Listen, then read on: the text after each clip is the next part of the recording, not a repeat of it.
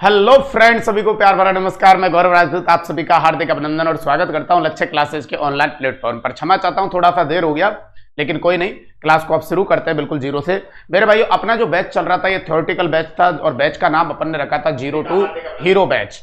और मेरे भाइयों, इसके अंतर्गत कल अपन ने जो पढ़ा था जलवायु टॉपिक को अपन ने परसों के दिन ही शुरू कर दिया था और उसके अंतर्गत अपन ने दो कंप्लीट आपके वर्गीकरण भी देख लिए थे। पहले जलवायु के बारे में सामान्य जानकारी देखी थी पहली वीडियो के अंतर्गत।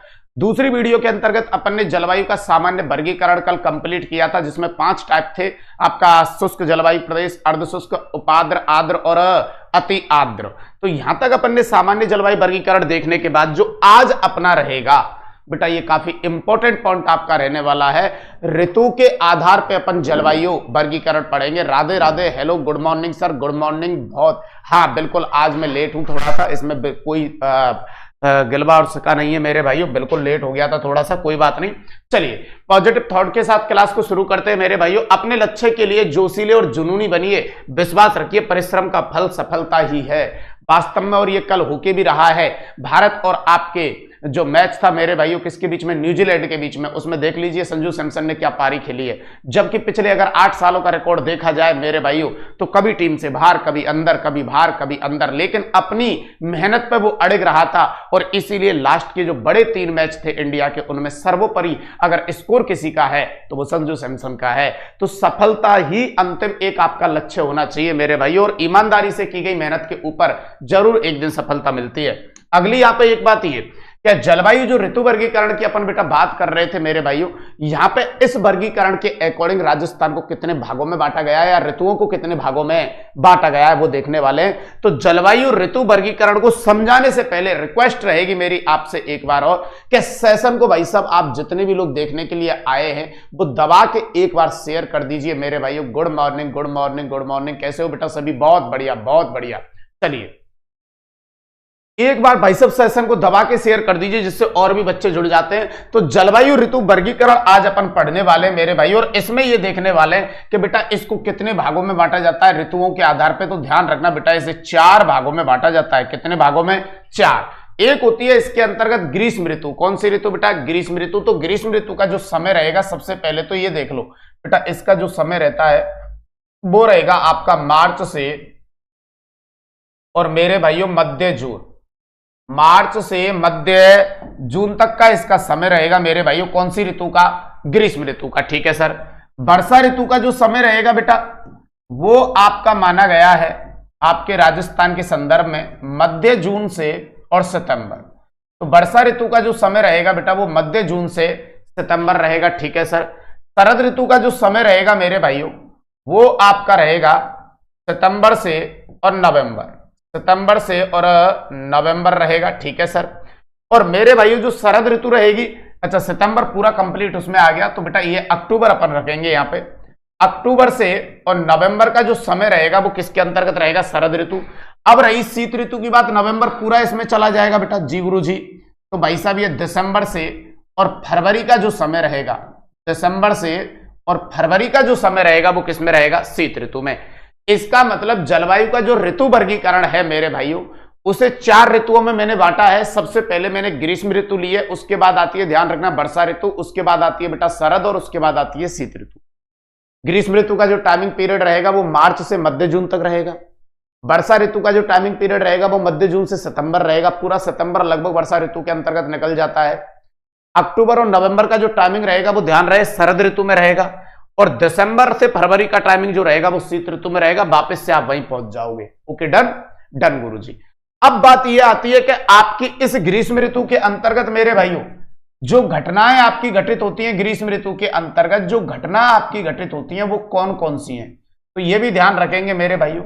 इसमें अपन एक शब्द पढ़ेंगे लू, एक इसके अंतर्गत अपन पढ़ेंगे जिसको आप बोलते हैं आंधी, और एक अपन इसमें एक शब्द पे अध्ययन करेंगे बेटा जिसको आप कहेंगे क्या? भबुल्ला।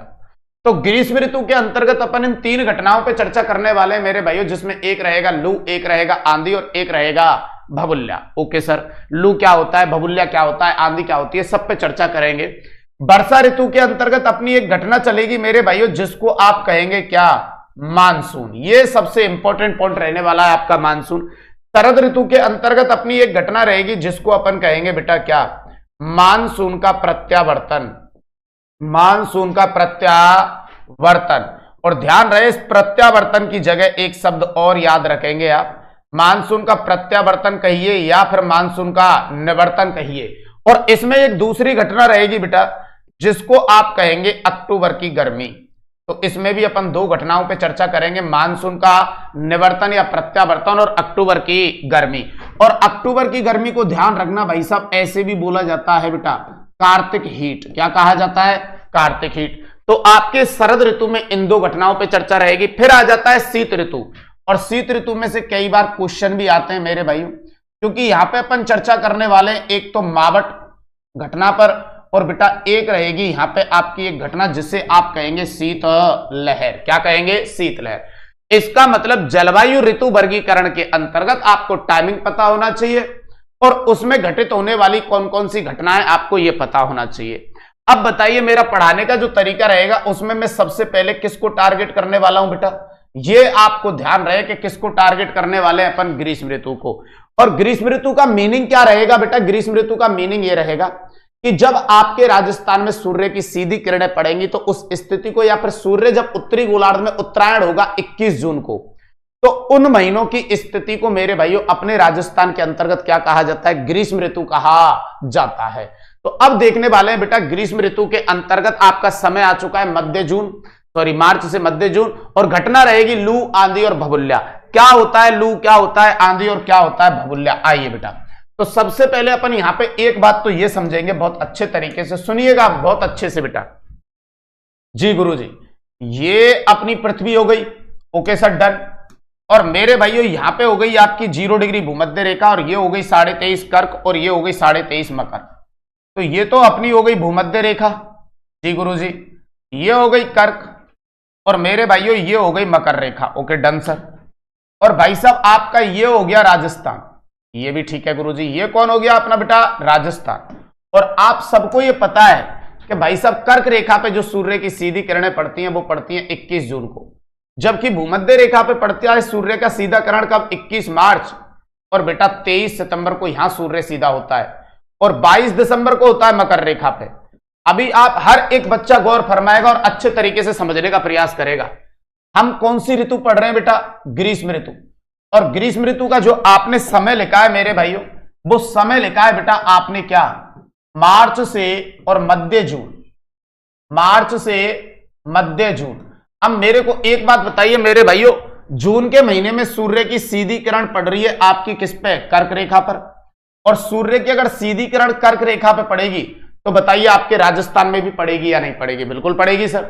और राजस्थान में अगर इस टाइम पे सूर्य सीधा रहेगा तो राजस्थान का जो मरुस्थलीय वाला एरिया है मेरे भाइयों, वहां वेजिटेशन है नहीं, वनस्पति है नहीं, तो वहां पे चाहे भले किरणें तिरछी पहुंचेंगी, देखो चाहे भले यहां किरणें तिरछी पहुंचेंगी 21 जून को, लेकिन जब वेजिटेशन ही नहीं है तो कोई भी आपका अवरोधक जब चीज है ही नहीं तो सूर्य की किरण चाहे तिरछी पहुंच रही हो, लेकिन जब कोई अवरोधक चीज है ही नहीं तो बेटा स्थलीय भाग को जल्दी से क्या कर देंगे? गर्म। इसीलिए मेरे भाइयों ग्रीष्म ऋतु में कभी भी आपसे पूछा जाए कि कौन सा महीना सबसे गर्म होगा, तो जिसमें सूर्य की सीधी किरण पड़ेगी वही महीना सबसे आप गर्म बताएंगे।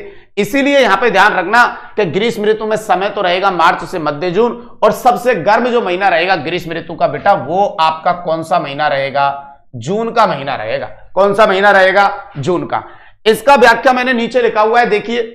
राजस्थान में धरातलीय विस्तार अधिक होने के कारण ग्रीष्म ऋतु में तापमान 45 से 50 डिग्री सेल्सियस तक पहुंच जाता है। इसी कारण राजस्थान की जलवायु को विषम जलवायु भी कहा जाता है। बिल्कुल मेरे भाइयों, राजस्थान के अंतर्गत जो है ग्रीष्म ऋतु के अंतर्गत जो टेम्परेचर है, ऐसा क्यों कहा है इसने कि स्थलीय भाग की प्रधानता के कारण।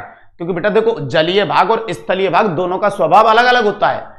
स्थलीय भाग की प्रकृति होती है बेटा जल्दी से गर्म होना और जल्दी से ठंडा होना, और जलीय भाग की प्रकृति होती है देरी में गर्म होना और देरी में ठंडा होना। तो जब सूर्य की सीधी किरणें कर्क रेखा पे पड़ती हैं तो मेरे राजस्थान टोटल स्थलीय भाग है, कहीं पे भी मेरे राजस्थान के चारों ओर जलीय सीमा नहीं है। बिल्कुल राइट सर। तो ये जो स्थलीय भाग है, और उस स्थलीय भाग में भी वह भाग जहां भाई साहब वनस्पति आपकी इतनी नहीं है, तो वह है मरुस्थल। बिल्कुल राइट कह रहे हैं सर।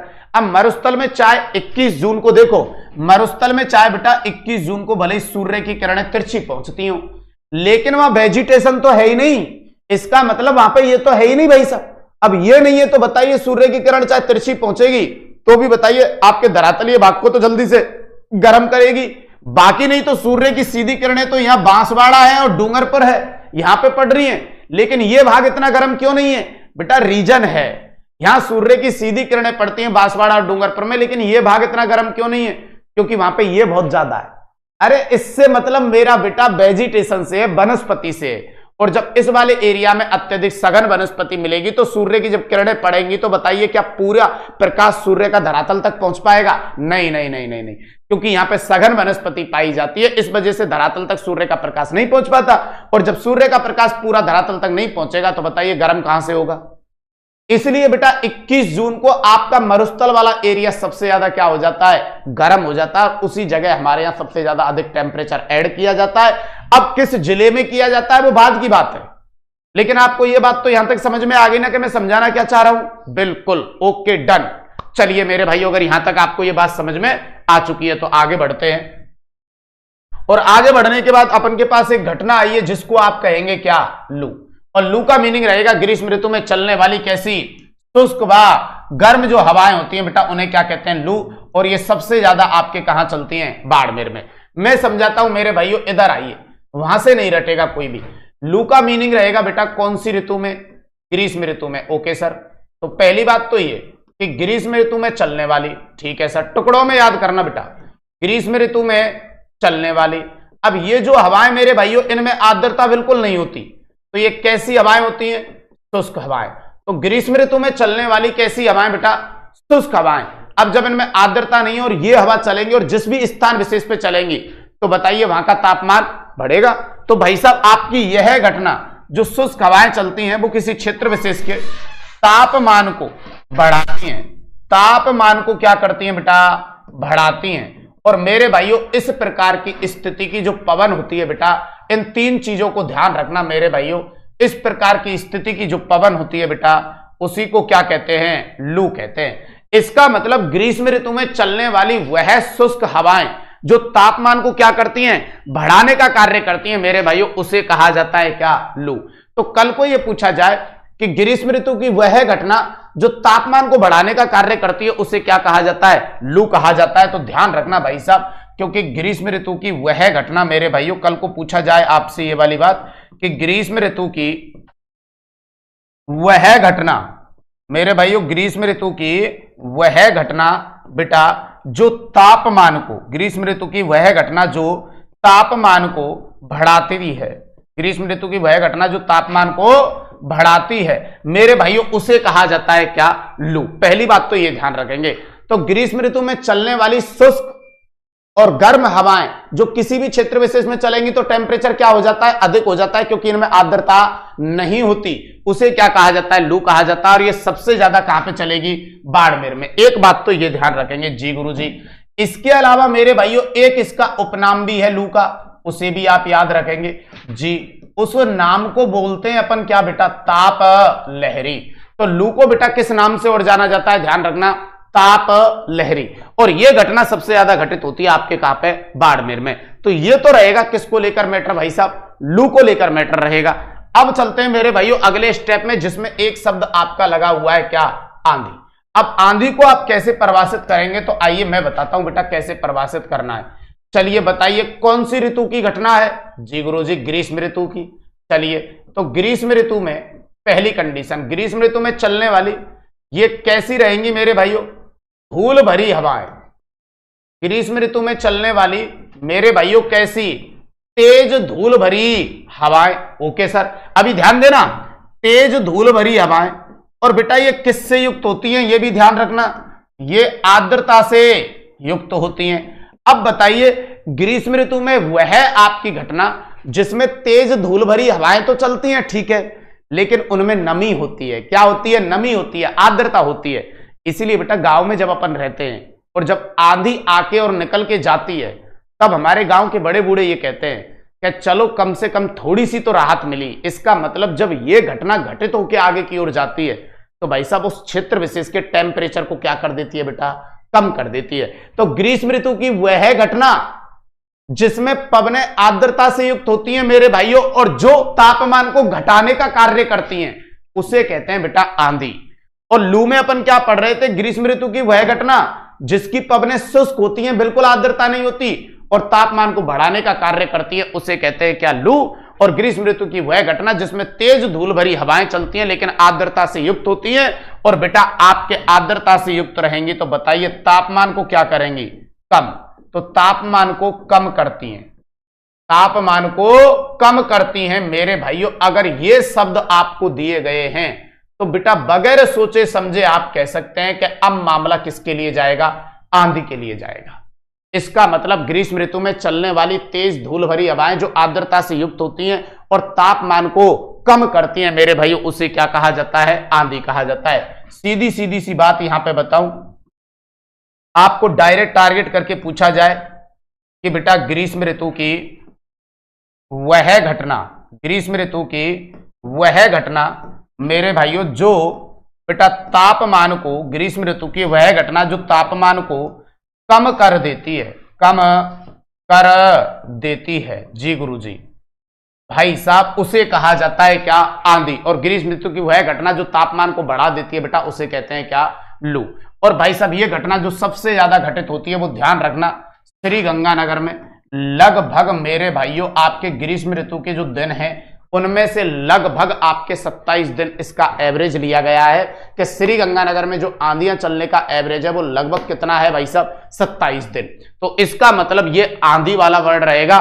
दोनों में सिर्फ कॉमन अंतर है बेटा, जब ऐसे आए कि शुष्क व गर्म हवाएं तो आपको कहना है आंधी, और जब ऐसा आए कि धूल भरी आर्द्रता से युक्त हवाएं, सॉरी शुष्क व गर्म हवाएं जब पूछे तब तो आपको क्या कहना है बेटा, लू कहना है। और जब आपसे ये पूछा जाए कि आर्द्रता और भाई साहब आपके टेम्परेचर को कम करने वाली घटना या धूल भरी हवाएं किसमें रहेंगी तो ध्यान रखना आंधी। या इसे दूसरे एंगल से पूछा जाए कि ग्रीष्म ऋतु की वह घटना जो तापमान को बढ़ाती है तो भाई साहब लू रहेगी, और ग्रीष्म ऋतु की वह घटना जो तापमान को घटाती है तो आंधी रहेगी। वहां तापमान बढ़ने का रीजन क्या है, क्योंकि उनमें आर्द्रता नहीं है। लू में जो पवनें आपकी चल रही हैं बिल्कुल शुष्क हैं, और आंधी में तापमान घटने का रीजन क्या है, इसमें जो पवनें चल रही है बेटा वो आर्द्रता से युक्त हैं। और लू सबसे ज्यादा कहां चलती है तो ध्यान रखना बाड़मेर में, और आंधी सबसे ज्यादा कहां चलती है तो श्री गंगानगर के अंतर्गत। क्लियर है। लू को एक अन्य नाम भी दिया गया है बेटा जिसे अपन ताप लहरी भी कहते हैं।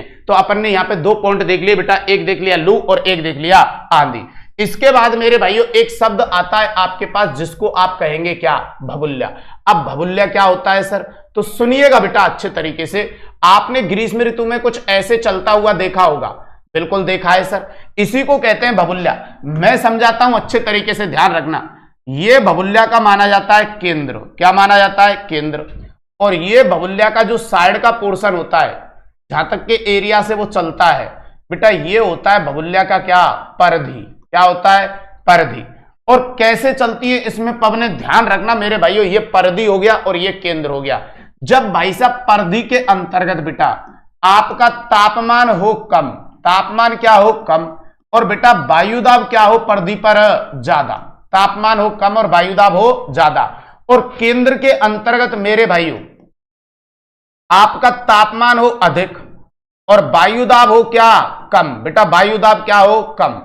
सिंपल सी बात समझाता हूं, 1 मिनट में समझिए। जब बेटा हवाएं जो चलती हैं वो उच्च वायुदाब से निम्न वायुदाब की ओर चलती हैं, ओके डन।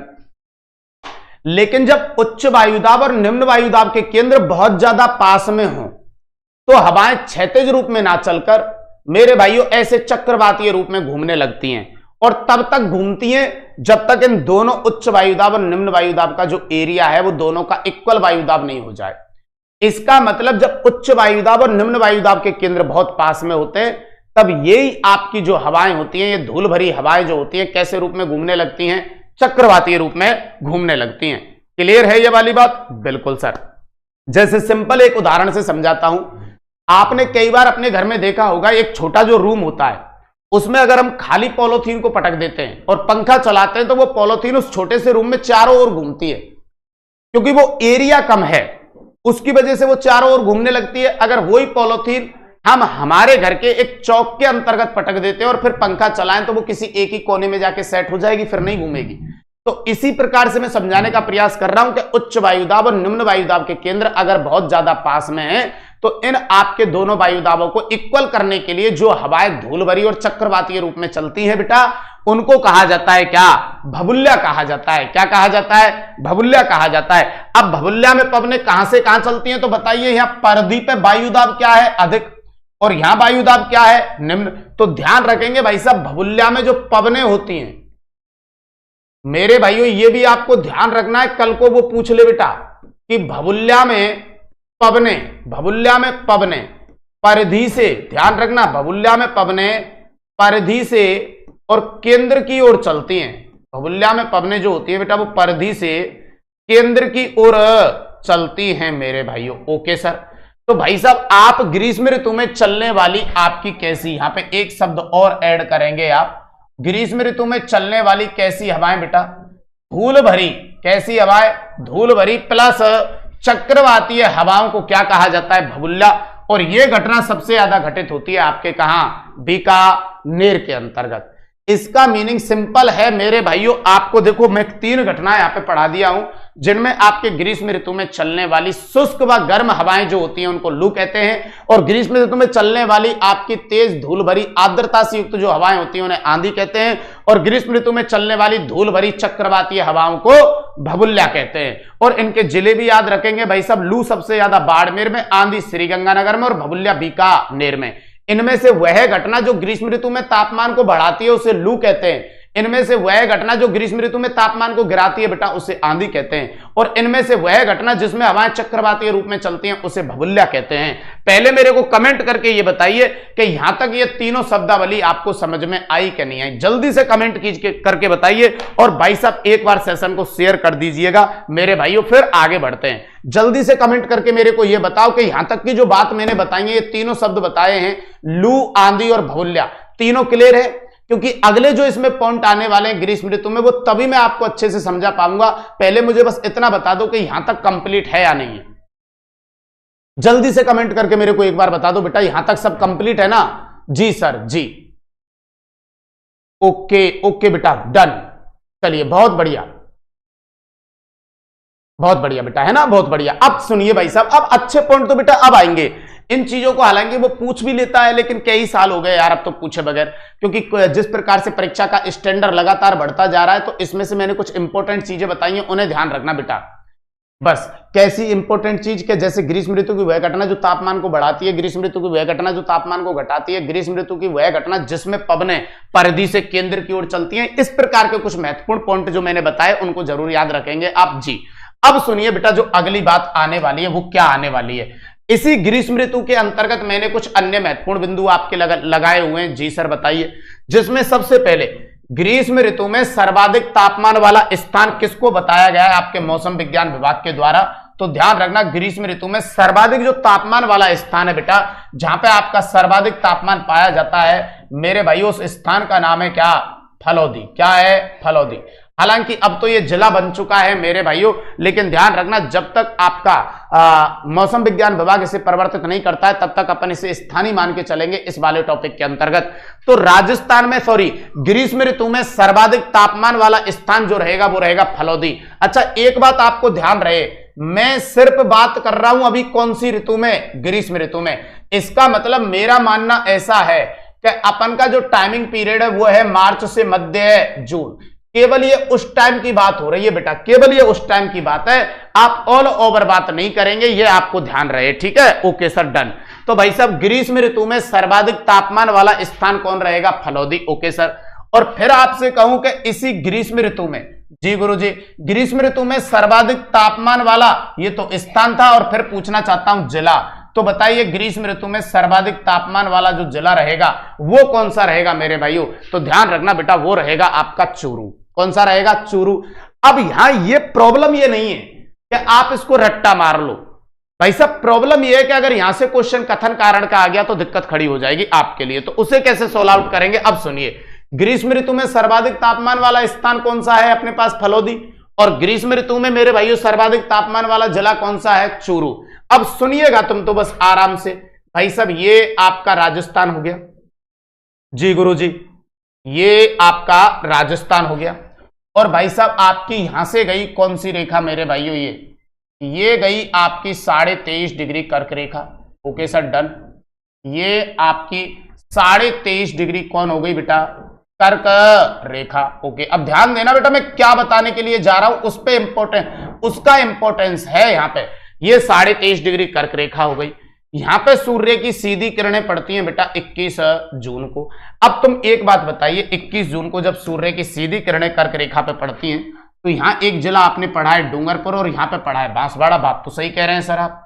ये तो हो गया आपका डूंगरपुर, ठीक है गुरुजी, और ये हो गया आपका बांसवाड़ा। ओके सर, अब बताइए आप 21 जून को सूर्य की सीधी किरणें कर्क रेखा पे पड़ रही हैं और वो पड़ रही है डूंगरपुर और बांसवाड़ा में। बिल्कुल ठीक कह रहे हैं सर। तो बताइए यहीं से गर्म जिला आना चाहिए था, लेकिन नहीं भाई साहब। क्यों?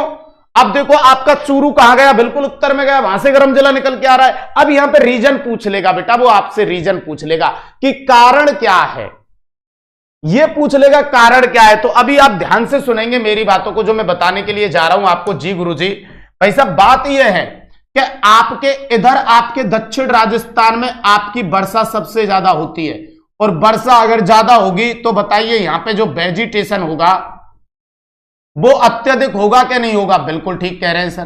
तो आपके इधर राजस्थान में जो वनस्पति है वो काफी सघन पाई जाती है इधर वाले एरिया में। अब मैं भी मान रहा हूं कि भाई साहब यहां इस वाले एरिया के अंतर्गत जो वनस्पति है, वनस्पति सघन, भाई साहब यहां पे जो वनस्पति आपको मिलेगी वो काफी सघन देखने को मिलती है। इसलिए चाहे सूर्य की सीधी किरणें पड़ती हैं लेकिन वेजिटेशन बहुत ज्यादा मिलता है, ये वनस्पति बहुत ज्यादा मिलती है।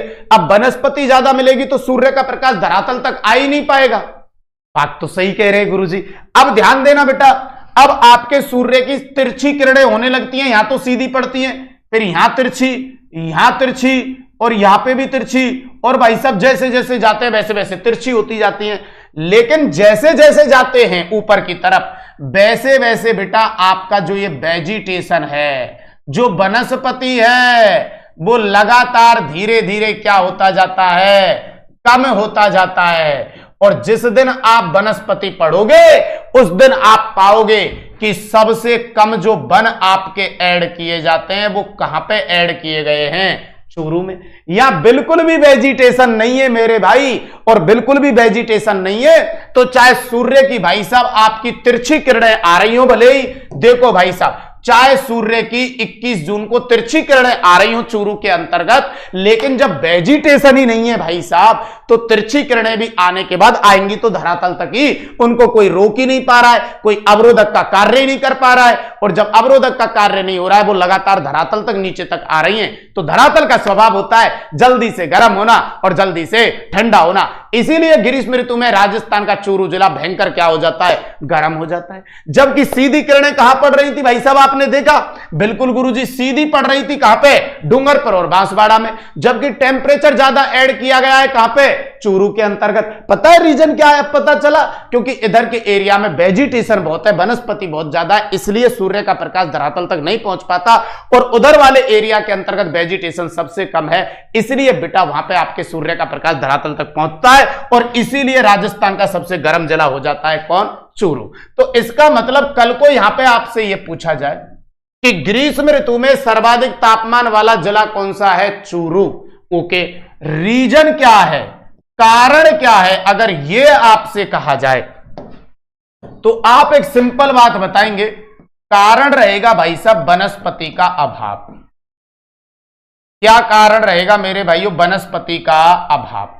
यह एक मेन कारण रहेगा जिस वजह से आपका चूरू जिला क्या हो जाता है, गर्म हो जाता है। पहले यूं बताइए, यहां तक बात आपकी कंप्लीट है? बिल्कुल सर कंप्लीट है। तो ये 2 पॉइंट जो मैंने समझाए काफी इंपॉर्टेंट है, फिर कह रहा हूं इनको ध्यान रखना कि ग्रीष्म ऋतु में सर्वाधिक तापमान वाला स्थान रहेगा कौन बेटा, फलोदी, और ग्रीष्म ऋतु में सर्वाधिक तापमान वाला जिला रहेगा चूरू।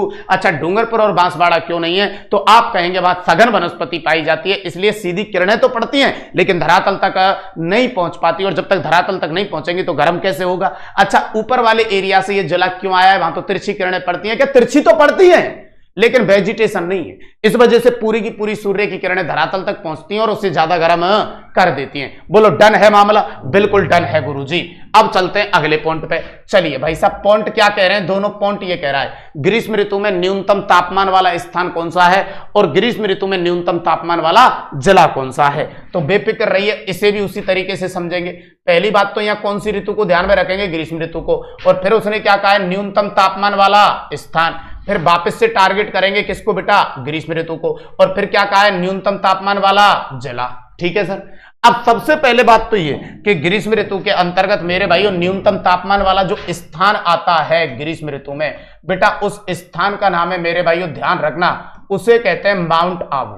कौन सा स्थान है? माउंट आबू। ओके ठीक सर। और ग्रीष्म ऋतु में न्यूनतम तापमान वाला जो जिला रहेगा मेरे भाइयों, उस जिले का नाम रहेगा भाई साहब क्या? सिरोही। क्या रहेगा बेटा? सिरोही रहेगा। Okay sir, done. तो आपसे अगर ये पूछा जाए कि ग्रीष्म ऋतु में न्यूनतम तापमान वाला स्थान कौन सा रहेगा, तो माउंट आबू।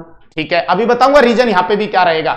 दूसरी बात, ग्रीष्म ऋतु में न्यूनतम तापमान वाला जिला कौन सा रहेगा, तो ध्यान रखना जिला कौन सा रहेगा? सिरोही। अब इसके पीछे भी रीजन क्या है, तो वापस से एक बार फिर मैप बनाते हैं और आपको अच्छे तरीके से समझाने का प्रयास करते हैं। आइए बेटा, अब यहां अगर आपसे कारण पूछ लिए जाए तो आप क्या करोगे? हम पढ़ रहे हैं ग्रीष्म ऋतु, और ग्रीष्म ऋतु पढ़ने का मीनिंग है कि आपका सूर्य यहां पे है। जी बिल्कुल ठीक कह रहे हैं सर, आपका सूर्य ये रहा।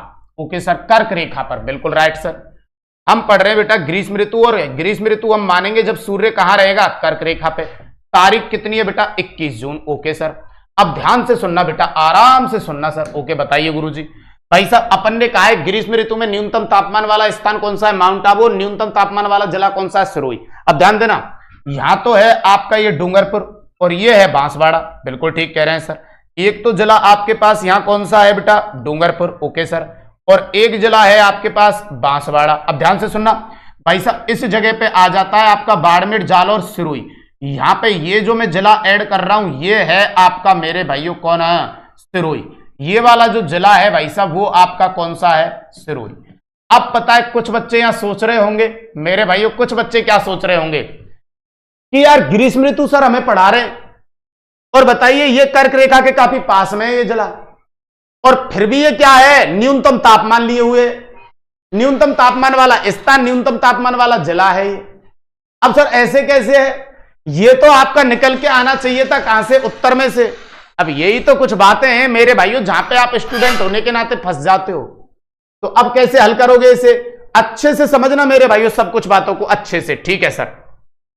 बात बेटा ये है, जब मैंने आपको उच्चावच कराए थे मैदान पठार, ऐसे कराए थे ना, मैदान पठार और पर्वत कराए बेटा? बिल्कुल कराए सर। तो भाई साहब आपको कुछ याद हो, ये मैदान और ये पठार और ये पर्वत। अब बताइए आपके अरावली का पर्वतमाला यहां पे सिरोही के अंतर्गत है या नहीं है? बिल्कुल है सर।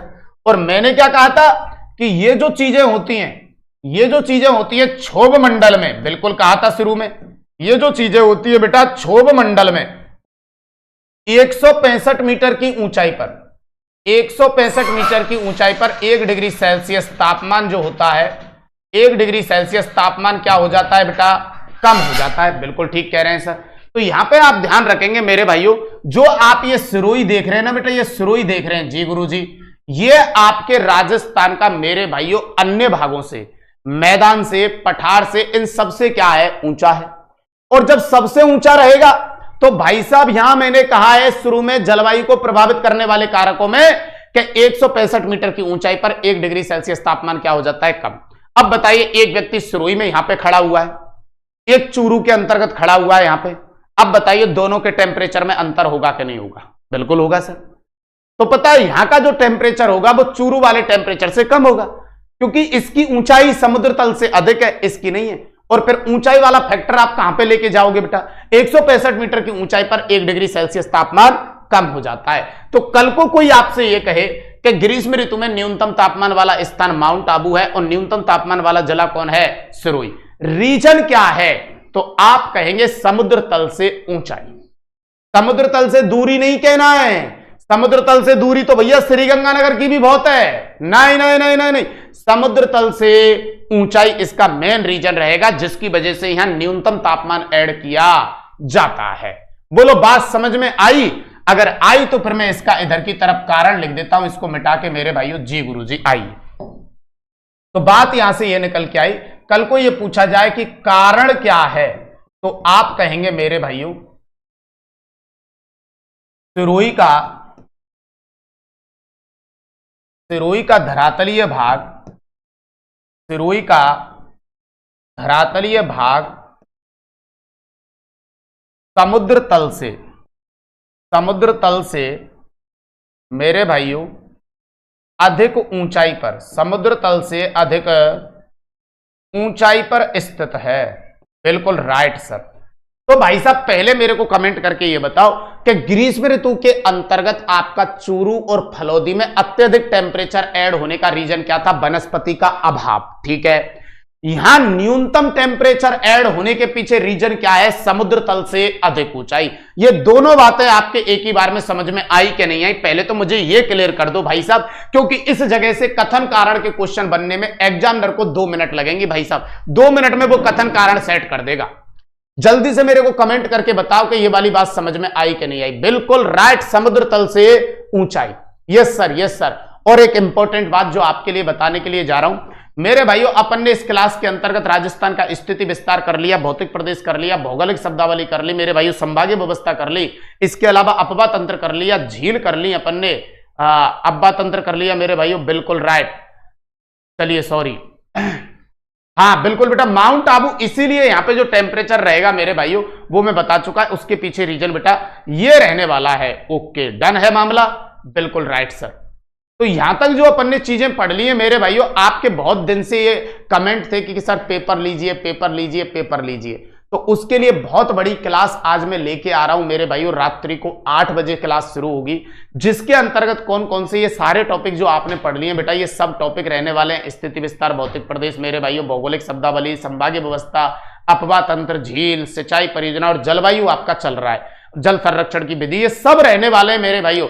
आज आपके क्वेश्चनों को लेकर जो क्लास शाम को आ रही है बेटा, वो 8 बजे रहेगी रात्रि के अंतर्गत, और एक लंबी क्लास उसके अंतर्गत मैंने आपके लिए महत्वपूर्ण 120 क्वेश्चनों का कलेक्शन किया है मेरे भाइयों। वो क्लास आज रात्रि को 8 बजे आएगी। जिन जिन बच्चों ने इन टॉपिकों का जो मैंने थ्योरेटिकल पढ़ा दिए गए हैं यूट्यूब पे आपके लिए फ्री ऑफ कॉस्ट मेरे भाइयों, उन टॉपिकों का जिन बच्चों ने अच्छे से एनालिसिस कर लिया है, वो उस पेपर को देने के लिए जरूर मेरे भाइयों, या क्वेश्चनों को हल करने के लिए जरूर शाम को 8 बजे जुड़े, ये ध्यान रहे। चलो, ये दोनों बातें आपको समझ में आ गई कि ग्रीष्म ऋतु के अंतर्गत भाई साहब न्यूनतम तापमान वाला, सर्वाधिक तापमान वाला जो स्थान रहता है वो फलोदी रहता है और जिला चूरू रहता है, वह रीजन रहेगा वनस्पति का अभाव। और मेरे भाइयों ग्रीष्म ऋतु में न्यूनतम तापमान वाला स्थान माउंट आबू और जिला जो रहेगा सिरोही, यहां रीजन रहेगा मेरे भाइयों क्या? समुद्र तल से ऊंचाई। बोलो दोनों डन है मामला? Okay sir. अब बढ़ते मेरे भाइयों आगे की ओर, और आगे की ओर यहां पे दे रखा है राजस्थान में सर्वाधिक दैनिक तापांतर और राजस्थान में सर्वाधिक वार्षिक तापांतर।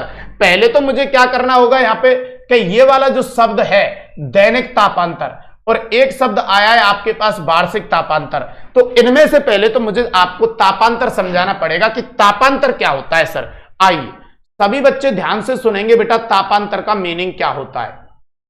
सुनिए, किसी निश्चित स्थान पर मेरे भाइयों, किसी निश्चित स्थान पर,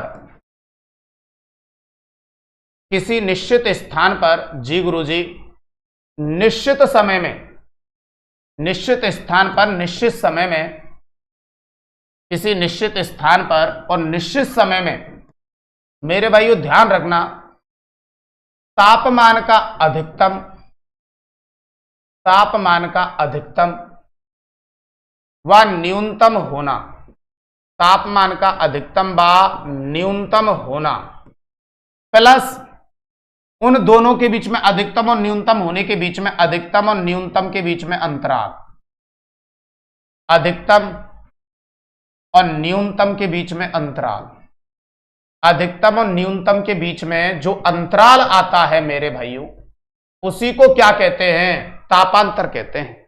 किसी निश्चित स्थान पर निश्चित समय में तापमान का अधिकतम होना और रात्रि के टाइम पे तापमान का डाउन होना। अब अधिकतम कितना गया? हो सकता है दिन में हाईएस्ट 45 पहुंचा हो, रात्रि के अंतर्गत गिर के 20 आ गया हो।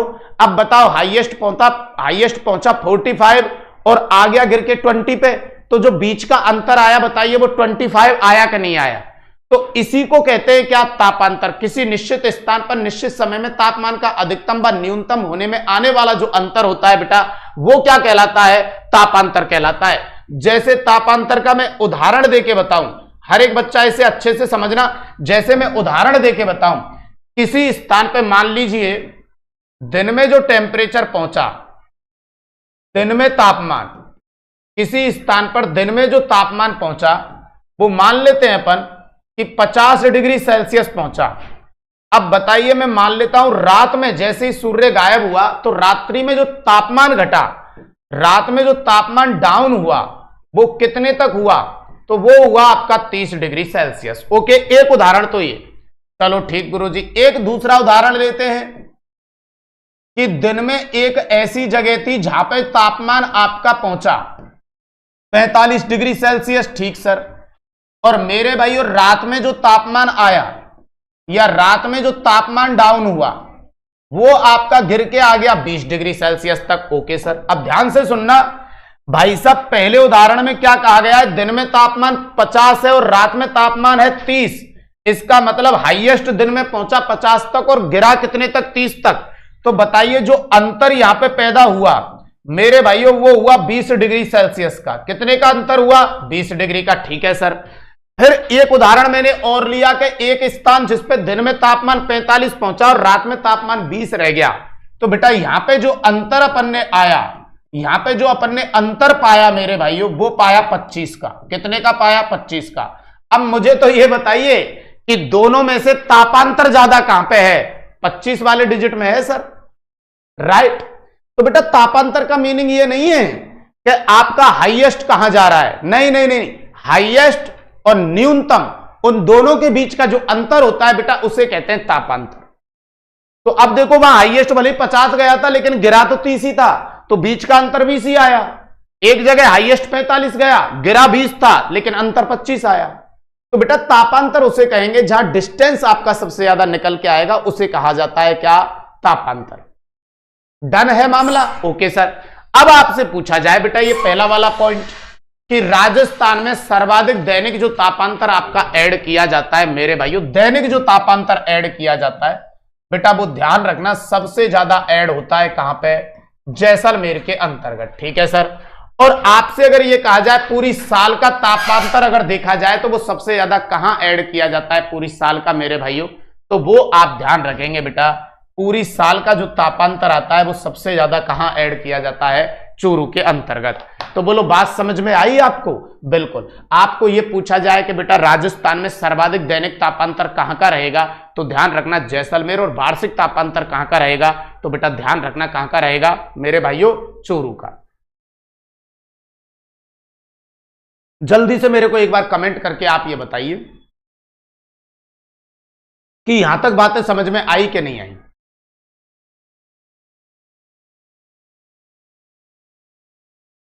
बेटा ठंडा भी है ना चूरू, कौन मना कर रहा है, लेकिन देखो सिस्टम होता है पढ़ाने का। अगर मैं इसी जगह पे ये कह दूं कि राजस्थान का ठंडा जिला भी चूरू है तो मेरा सीक्वेंस टूट जाएगा। जैसे ही मैं ठंडा कहूंगा तो मुझे शीत ऋतु चाहिएगी, और अभी मैं चल ग्रीष्म ऋतु में रहा हूं। तो देखो आपने आज तक कैसे पढ़ा है देखो वो मुझे नहीं पता, लेकिन मेरा जो पढ़ाने का सिस्टम है वो एक सीक्वेंस में है। मैं ग्रीष्म ऋतु को छोड़ के और कोई बात ही नहीं किया। बार बार आपने मानचित्रावली में देखा मैंने कर्क रेखा बनाई और बार बार 21 जून लिखा वहां पे। तो अभी सिर्फ मैं ग्रीष्म ऋतु में हूं तो ग्रीष्म ऋतु की बात करूंगा। जब वर्षा ऋतु में आऊंगा तो मेरा सूर्य कर्क रेखा पे नहीं रहेगा, ये ध्यान रहे भाई साहब, बिल्कुल राइट। शरद ऋतु में आऊंगा तो फिर और कुछ अलग स्थितियां बनेंगी, शीत में आऊंगा तो कुछ अलग स्थितियां बनेंगी। इसलिए मैंने अभी आपके सामने सिर्फ ग्रीष्म ऋतु को परोसा है, इसके अलावा कुछ नहीं। चाय पी लीजिए सभी बच्चे। चलिए भाई साहब यहां तक बात बन गई आपकी। ओके सर, अब क्या बात बनी आप आइए। अभी अपन पढ़ रहे थे सर, कौन सी ऋतु पे चर्चा हो रही थी अपनी बेटा? ग्रीष्म ऋतु में। मेरे भाइयों ग्रीष्म ऋतु में राजस्थान में मैंने ये चीजें आपको बताई। यहां पे ग्रीष्म ऋतु में राजस्थान में सर्वाधिक तापमान, ग्रीष्म ऋतु में राजस्थान में सर्वाधिक तापमान और ग्रीष्म ऋतु में राजस्थान में न्यूनतम तापमान। जी गुरुजी। फिर मैंने दो चीजें आपको यहां पे बताई कि जो आपका सर्वाधिक तापमान है, इस सर्वाधिक तापमान में मैंने एक स्थान बताया आपको, बिल्कुल राइट सर, और एक मैंने मेरे भाइयों जिला बताया। Okay sir. न्यूनतम तापमान के अंतर्गत भी मैंने आपको यहां एक स्थान बताया, बिल्कुल राइट सर, और मैंने एक जिला बताया। Okay sir. जी गुरुजी। फिर आपने जैसे यहां पे आंसर दिए कि ग्रीष्म ऋतु में राजस्थान में सर्वाधिक तापमान स्थान के रूप में कहां ऐड किया जाता है, तो आपने कहा था सर स्थान के रूप में ऐड रहेगा कहां, फलौदी। ओके। सर्वाधिक तापमान जिले के रूप में कहां ऐड किया जाता है, तो आपने कहा था सर ऐड रहेगा चूरू। ओके। फिर न्यूनतम तापमान ग्रीष्म ऋतु में राजस्थान में न्यूनतम तापमान स्थान के रूप में कहां पे रहेगा, तो आपने कहा था सर स्थान के रूप में रहेगा माउंट आबू। Okay sir. और जिले के रूप में कहां रहेगा, सिरोही। अब मेरे भाइयों इस जगह फिर मैंने एक चीज और बताई आपके लिए, वो बड़ी इंटरेस्टिंग चीजें थी मेरे भाइयों। यहां आपने यहां तक करने के बाद फिर मैंने कहा था यहां सर्वाधिक तापमान स्थान फलौदी और जिला चूरू है, इसके पीछे रीजन क्या है, कारण क्या है, तो आपने वहां से समझ के कहा था कि सर हमें समझ में आ गया है, इस जगह पे कारण रहेगा वनस्पति का अभाव। Okay sir.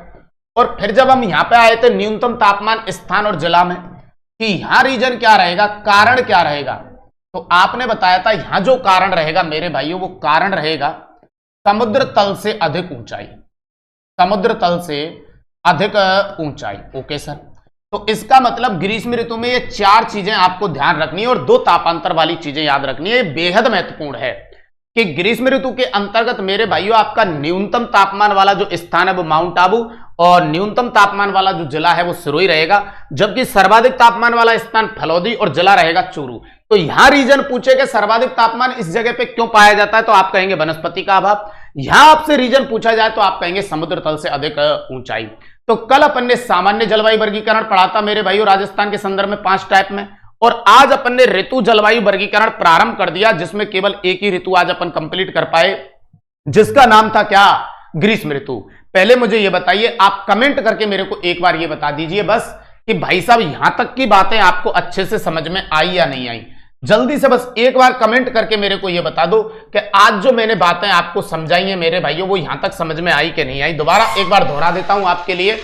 ग्रीष्म ऋतु के अंतर्गत अपन ने टाइमिंग देखी थी, 3 घटनाओं पे चर्चा की थी, जिसमें एक थी लू, एक थी आंधी और एक था भभुल्या। इन तीनों घटनाओं पे अपन ने चर्चा की, लू, आंधी और भभुल्या पे। Okay sir. फिर मेरे भाइयों इसके बाद जैसे ही अपन आगे की ओर गए तो यहां अपन ने देखा ग्रीष्म ऋतु का टाइमिंग रहेगा मार्च से मध्य जून, सबसे गर्म महीना रहेगा जून। Okay sir. फिर आगे की ओर गए तो अपन ने यहां सबसे पहले देखा लू, ग्रीष्म ऋतु में चलने वाली शुष्क व गर्म हवाएं जो तापमान को क्या कर देती हैं, बढ़ा देती हैं बेटा, उन्हें क्या कहा जाता है, लू कहा जाता है। Okay sir. और इसका एक उपनाम रहेगा ताप लहरी, और सबसे ज्यादा यह घटना घटित होती है बाड़मेर के अंतर्गत। फिर अपन ने एक घटना देखी बेटा आंधी, जिसका मीनिंग था ग्रीष्म ऋतु में चलने वाली तेज धूल भरी हवाएं जो आर्द्रता से युक्त होती हैं, इसीलिए जब ये चलती हैं तो टेम्परेचर डाउन हो जाता है, उसे आंधी कहते हैं। और यह घटना सबसे ज्यादा घटित होती है श्री गंगानगर के अंतर्गत। Okay sir. इसके बाद अपन आगे की ओर गए भभुल्या में कि ग्रीष्म ऋतु में चलने वाली धूल भरी चक्रवातीय रूप में हवाओं को क्या कहा जाता है, भभुल्या कहा जाता है मेरे भाई। और ये सबसे ज्यादा घटना घटित होती है बीकानेर में। और ध्यान रखेंगे भभुल्या में जो हवाएं चलती हैं वो परिधि से केंद्र की ओर चलती है, क्योंकि परिधि पर उच्च वायुदाब होता है और केंद्र में निम्न वायुदाब होता है। Okay sir. और इसके बाद फिर अपन आगे की ओर गए तो यहां पे फिर अपन ने कुछ महत्वपूर्ण बिंदु देखे जो विद कारण सहित देखे कि रीजन क्या है, कि ग्रीष्म ऋतु में सर्वाधिक तापमान वाला स्थान फलौदी रहेगा, जिला कौन रहेगा बेटा, चूरू रहेगा। Okay sir. फिर अपन ने देखा ग्रीष्म ऋतु में न्यूनतम तापमान वाला स्थान माउंट आबू और जिला रहेगा सिरोही, रीजन रहेगा समुद्र तल से अधिक ऊंचाई। इसको ही आगे बढ़ाते हुए फिर मैंने तापांतर की बात की कि किसी निश्चित स्थान पर निश्चित समय में तापमान का अधिकतम और न्यूनतम होने वाला बीच का जो अंतर होता है बेटा उसे तापांतर कहते हैं। तो सबसे ज्यादा जो दैनिक तापांतर ऐड किया जाता है वो जैसलमेर में, और पूरे साल का जो सबसे ज्यादा तापांतर ऐड किया जाता है वो चूरू के अंतर्गत। इन सारी चीजों को फिर मैंने एक सारणी के रूप में यहां नीचे लिख दिया, जिससे आपको और ज्यादा क्लियर हो जाए। तो मेरे भाइयों आज के सेशन के अंतर्गत ये जो चीजें मैंने समझाई हैं विद कारण सहित, ये आपको कितने अच्छे तरीके से समझ में आई लास्ट में वीडियो को देखने के बाद कमेंट आप जरूर करें कि हाँ सर हमें ये समझ में आया। और कोई भी आपकी क्वेरीज होती है, कोई भी आपका डाउट होता है तो वो कमेंट में डाल दिया करो, उसे मैं देखता हूं आराम से, क्योंकि क्लास में मैं इतना ज्यादा वार्तालाप नहीं रखता, क्योंकि पढ़ाने से मतलब रखता हूं मेरे भाइयों। और दूसरी इंपॉर्टेंट बात, आपने जितने भी टॉपिक मैंने आपको करा दिए, आज इनकी शाम को मैं 8 बजे क्लास लेके आ रहा हूं। पहले कह रहा हूं, आधुनिक वर्तमान पैटर्न के अनुसार जो क्वेश्चन आपसे पूछे जा रहे हैं वर्तमान परीक्षा के दृष्टिकोण में मेरे भाइयों, उसी तरीके से मैंने क्वेश्चन तैयार किए हैं। तो आपने कितनी तैयारी कर ली है, जो मैंने टॉपिक पढ़ाए हैं यूट्यूब पे, उनका आज शाम को आपको अच्छा विश्लेषण देखने को मिल जाएगा कि आपने कितनी तैयारी की है और गौरव सर ने जो हमको मेहनत कराई है उसका आप कितना प्रतिफल मुझे वापस में दे पाएंगे। शाम को जब कमेंट आपकी देखूंगा तो उसमें आंसर एकदम राइट आने चाहिए। शाम को अपन 8 बजे इस क्लास को प्रारंभ करने के लिए जा रहे हैं। 120 इंपॉर्टेंट क्वेश्चन है, जिससे आपको लगेगा कि क्वेश्चन का लेवल ये होता है। ओके, देखना ना भूलें उस क्लास को। तो आज के लिए इस सेशन को अपन यहीं पे विराम देते हैं और बाकी मिलेंगे कल सुबह मॉर्निंग में फिर पुनः 8 बजे उसी नई एनर्जी और ऊर्जा के साथ। तब तक के लिए मेरे भाइयों धन्यवाद, नमस्कार, जय माता दी, जय हिंद, ऑल द बेस्ट, जय जवाहर।